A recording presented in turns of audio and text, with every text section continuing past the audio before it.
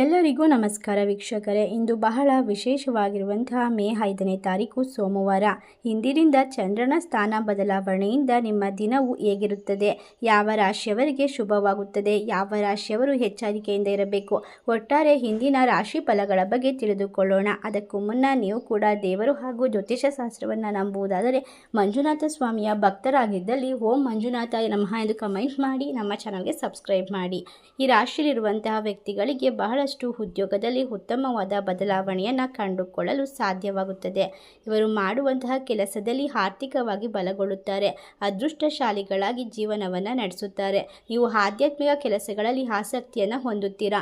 ಕುಟುಂಬ ಜೀವನದಲ್ಲಿ ಸಂತೋಷದ ವಾತಾವರಣ ಇರಲಿದ್ದು ವ್ಯವಹಾರವು ವಿಸ್ತರಣೆಯನ್ನು ಪಡೆದುಕೊಳ್ಳುತ್ತದೆ. ಆಸ್ತಿಯನ್ನು ಮಾರಾಟ ಮಾಡುವುದರಿಂದ ಆರ್ಥಿಕ ಲಾಭ ದೊರೆಯುತ್ತದೆ. ಹಳೆಯ ಹೂಡಿಕೆಗಳು ಉತ್ತಮ ಲಾಭವನ್ನು ತಂದುಕೊಡುತ್ತದೆ.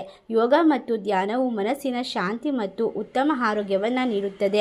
ಇಂದು ನಿಮ್ಮ ಜೀವನ ಸಂಗಾತಿಯೊಂದಿಗೆ ಹೆಚ್ಚಿನ ಸಮಯವನ್ನು ಕಳೆಯುತ್ತೀರಾ. ಇದರಿಂದಾಗಿ ನೀವು ಬಹಳಷ್ಟು ಅದೃಷ್ಟ ಹಾಗೂ ಲಾಭವನ್ನು ಕಂಡುಕೊಳ್ಳಬಹುದು. ಈ ರಾಶಿಯಲ್ಲಿರುವಂತಹ ವ್ಯಕ್ತಿಗಳಿಗೆ ಒಡ ಹುಟ್ಟಿದವರಿಂದ ಸಂಬಂಧಗಳು ಸಿಹಿಯಾಗುತ್ತವೆ. ಸಂಬಂಧಗಳಲ್ಲಿ ನಿಕಟತೆ ಹೆಚ್ಚಾಗುತ್ತದೆ. ಅಪಾಯಕಾರಿ ವ್ಯವಹಾರವನ್ನು ಪ್ರಾರಂಭಿಸಬೇಡಿ. ನೀವು ಶಾಂತಿಯುತ ಸ್ಥಳಕ್ಕೆ ನಡೆದುಕೊಂಡು ಹೋಗಬಹುದು. ಹಳೆಯ ಆಸ್ತಿಯನ್ನು ಮಾರಾಟ ಮಾಡುವ ಮೂಲಕ ನೀವು ಹಣವನ್ನು ಪಡೆದುಕೊಳ್ಳುತ್ತೀರಾ. ಪ್ರೀತಿ ಪಾತ್ರರೊಂದಿಗೆ ಗುಣಮಟ್ಟದ ಸಮಯವನ್ನು ಕಳೆಯಿರಿ. ಇದು ನಿಮ್ಮ ಮನಸ್ಸಿಗೆ ಶಾಂತಿಯನ್ನು ನೀಡುತ್ತದೆ. ಈ ರಾಶಿಯಲ್ಲಿರುವಂತಹ ವ್ಯಕ್ತಿಗಳಿಗೆ ಆರ್ಥಿಕ ಪರಿಸ್ಥಿತಿ ಉತ್ತಮವಾಗಿರುವುದರಿಂದ ನಿಮ್ಮ ಮನಸ್ಸಿನಲ್ಲಿ ಇರುವಂತಹ ಭಯ ಆತಂಕ ದೂರವಾಗುತ್ತದೆ. ಆರ್ಥಿಕವಾಗಿ ಸ್ಥಿರತೆ ಬರುತ್ತದೆ. ಇದು ಮನಸ್ಸನ್ನು ಸಂತೋಷವಾಗಿರುತ್ತದೆ.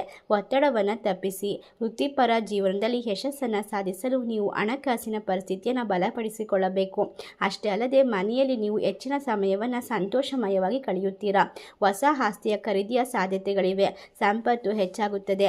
ಪ್ರತಿದಿನ ಈ ರಾಶಿಯಲ್ಲಿರುವಂತಹ ವ್ಯಕ್ತಿಗಳು ದೇವರ ಪೂಜೆ ಅಥವಾ ಅಷ್ಟೋತ್ತರಗಳನ್ನು ಪಠಿಸುವುದರಿಂದ ತೊಂದರೆಗಳನ್ನು ಪರಿಹಾರಗಳನ್ನು ಎಲ್ಲ ರೀತಿಯ ವಿಶೇಷವಾದ ಮಾಹಿತಿಯನ್ನು ಪಡೆದುಕೊಳ್ಳಬಹುದು ಎಂದು ಹೇಳಲಾಗುತ್ತದೆ.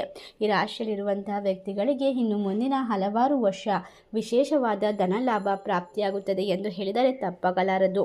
ಅಷ್ಟೇ ಅಲ್ಲದೆ ಮಂಜುನಾಥ ಸ್ವಾಮಿಯ ಕೃಪಾ ಕಟಾಕ್ಷದಿಂದ ನಿಮ್ಮ ಕನಸನ್ನು ನನಸು ಮಾಡಿಕೊಳ್ಳಲು ಒಂದು ದೊಡ್ಡ ಹೆಜ್ಜೆಯನ್ನು ಇಡಬೇಕಾದಂತಹ ಪರಿಸ್ಥಿತಿ ಬರುತ್ತದೆ. ಇದರಿಂದ ನಿಮಗೆ ಒಂದು ಸ್ವಲ್ಪ ಕಷ್ಟವಾದರೂ ಪರವಾಗಿಲ್ಲ, ಮುಂದಿನ ದಿನಗಳಲ್ಲಿ ಲಾಭ ಕಟ್ಟಿಟ್ಟ ಬುತ್ತಿ ಎಂದು ಹೇಳಬಹುದು.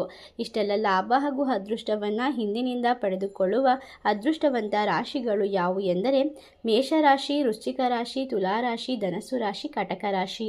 ಈ ರಾಶಿಯಲ್ಲಿ ನಿಮ್ಮ ರಾಶಿ ಇದ್ದರೂ ಇಲ್ಲದಿದ್ದರೂ ಭಕ್ತಿಯಿಂದ ಓಂ ಮಂಜುನಾಥಾಯ ನಮಃ ಎಂದು ಕಮೆಂಟ್ ಮಾಡಿ. ವಿಡಿಯೋಗೆ ಒಂದು ಲೈಕ್ ಕೊಟ್ಟು ಎಲ್ಲ ಕಡೆ ಶೇರ್ ಮಾಡಿ. ಧನ್ಯವಾದಗಳು.